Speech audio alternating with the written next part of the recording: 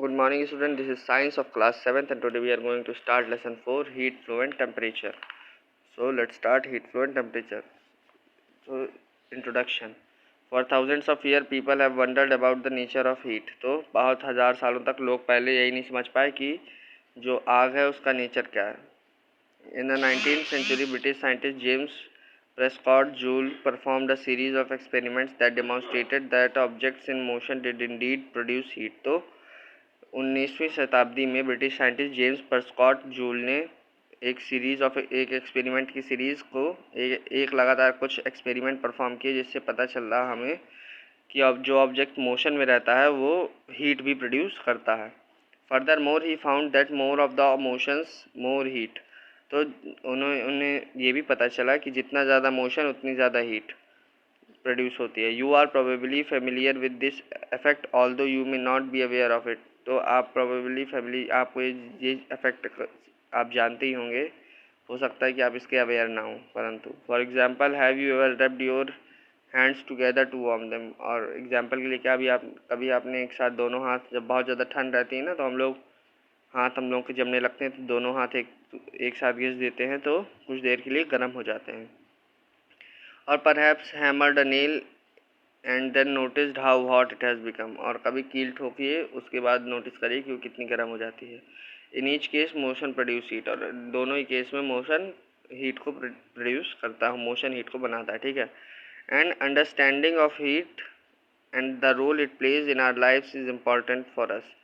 तो हमको हीट को समझना चाहिए, और क्योंकि जो वो हमारी लाइफ में रोल प्ले करती है, वो बहुत ही इंपॉर्टेंट रोल प्ले करती है. ठीक है. Hence read this chapter carefully. इसलिए इस चैप्टर को सावधानी पूर्वक पढ़ें. ठीक है. 4.1 heat. If you put a pan on a fire stove it soon get hot. तो अगर आप किसी तवे को गैस में रखेंगे तो तुरंत गर्म हो जाएगा. It does not look different. लेकिन वो अलग दिखेगा नहीं. But something has obviously happen to it. लेकिन कुछ ना कुछ तो उसमें चेंज हो ही जाता है. If you could see the molecules. अगर आप मॉलिक्यूल्स देख सकते हैं. The small particles that make up the pan. तो वो स्मॉल पार्टिकल जिनसे पैन मिलकर बना है. You would find that they are moving around more vigorously than when the pan was cold. तो तुम आप ये देखेंगे कि वो जिन मॉलिक्यूल जिनसे पैन बना है वो अभी पहले की अपेक्षा में अभी बहुत ज़्यादा तेज़ी के साथ मूव कर रहे हैं. ठीक है. क्योंकि पहले पैन क्लोज था और अब पैन गर्म है.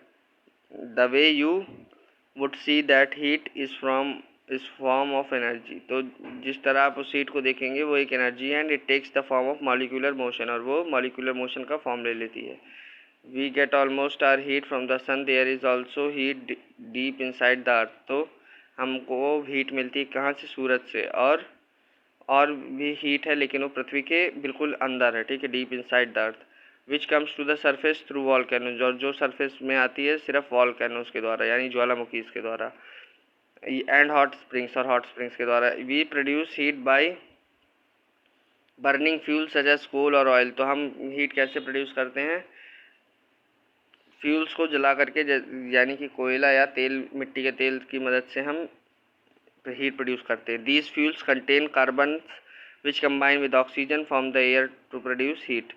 तो ये क्या रहते हैं? ये फ्यूल क्या कंटेन करते हैं? कार्बन, जो कि किसके साथ मिल जाता है? ऑक्सीजन के साथ और एयर के साथ मिल करके हीट प्रोड्यूस करता है. Nuclear reactions also produce heat. और न्यूक्लियर रिएक्शंस भी हीट प्रोड्यूस करते हैं. ठीक है. अब 4.2 इफेक्ट ऑफ हीट.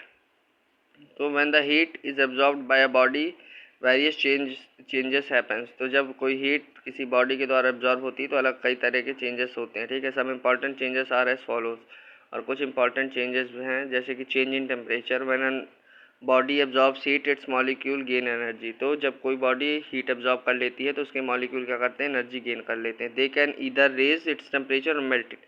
या तो वो उसका टेम्परेचर बढ़ा देते हैं या तो उसको पिघला देते हैं. अब expansion of matter. Metal expands when they are heated. तो जो मेटल्स होते हैं, मेटल्स और नॉन मेटल्स पता है ना, metals good conductors of electricity. Metal जो होते हैं वो क्या करते हैं? जब गर्म होते हैं तो वो फैल जाते हैं.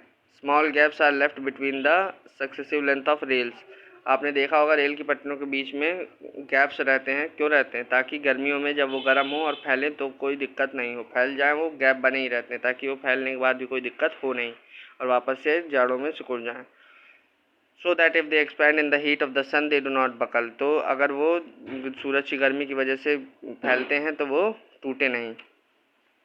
But have space to cover the gap, लेकिन स्पेस दे देते हैं ताकि गैप कवर हो जाए। If they were fixed end to end without gaps, अगर उनको एंड टू एंड दोनों तरफ से बिना गैप के जोड़ दिया जाएगा, then in summer they would bend due to expansion and cause accidents, तो क्या होगा कि गर्मियों में फिर वो मुड़ जाएंगे, किसकी वजह से, एक्सपेंशन फैले होने की वजह से, चौड़े होने की वजह से, और क्या हो जाएगा, एक्सीडेंट हो जाएगा। ठीक है, so this is for today, and on next week we will start from here. So till then, bye bye, see you.